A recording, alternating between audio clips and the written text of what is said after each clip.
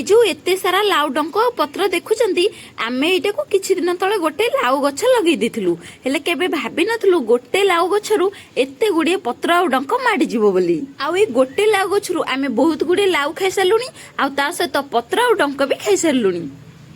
आमे प्राय तो लाउ सब बेले खाउ हेले लाउ पत्रटा को एते खाउना हेले लाउ पत्ररु आज गोटे एमिति रेसिपी करबा जोटा कि आगरु आपण केबे भी खाइ नथिबे आ ए रेसिपीटा को थरे खाइले आपण बारंबार एटा को करके खाइबा पई चाहिबे। सतरे लाउ पत्रर ए रेसिपीटा बहुत बढ़िया लागिबो खाइबा पई।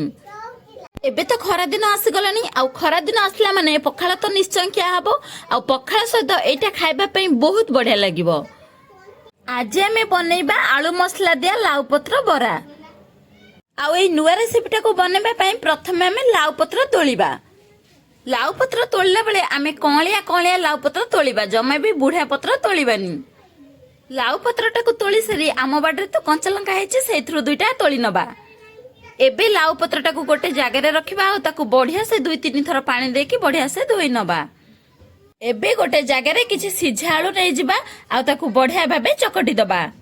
तापरे सेथरे चुन चुन कटा पियाज चुन चुन कटा अदा रसुणर छेचा आ चुन चुन कटा कंचा लंका ए सब को दे सारे कि सेथरे टिके लूण एबे सेथरे जीरा powder chilli powder black pepper powder ए सब को देकी ताको बढ़िया भाबे चकटी नबा।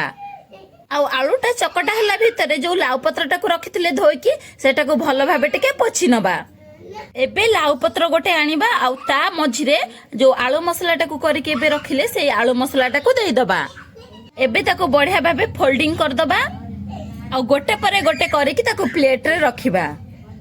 लाउ पत्रर एमिति रेसिपी आगुरु आपण केबे खाइचंती कि जदी खाइचंती कमेंट करके कहंतु। सतरे लाउ पत्रर एमिति रेसिपी हेई परिबो बोली मु केबे भी भाबी नथिली। आपण एटा को थरे निश्चय ट्राई करंतु। एबे तो सरला लाउ पत्र रे आलू मसला दे दबा तापरे आमे गोटे बेसन न बैटरटा करिबा। प्रथमे गोटे जगह रे अल्प किछि बेसन नबा तापरे सेथरे लूण चिल्ली पाउडर धनिया जीरा पाउडर आ सेथरे अल्प पानी देकी ताको गोटे पतला बैटरटा करि नबा। एबे से जो लाउ पत्रटा को फोल्डिंग करके रखिथिले आमे से बेसन न बैटर रे बढ़िया भाबे ताको गोली दबा। बेसन न बैटर को बेसी पतलिया कि बेसी मोटालिया करबनी। एबे पैन बसी कि सेथरे अल्प तेल देई दबा। तेल गरम हे गेले सेथरे आमे लाउ पत्र बरा को गोटे परे गोटे देई दबा।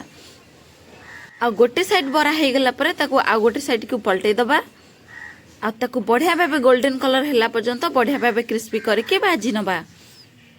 आ बराटा हे गेला परे ताको प्लेट को बाहर कर दबा। आ एबे पूरा रेडी हे गेला हम गरम गरम आलू मसला दिया लाउ पत्र बरा।